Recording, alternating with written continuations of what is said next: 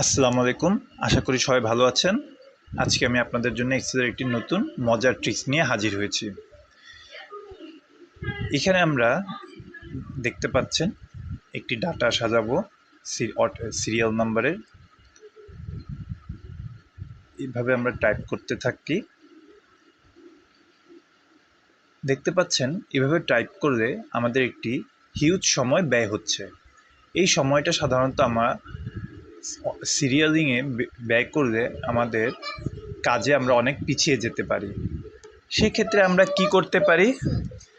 সেক্ষেত্রে আমরা একটি ট্রিক্স কাজে লাগাবো।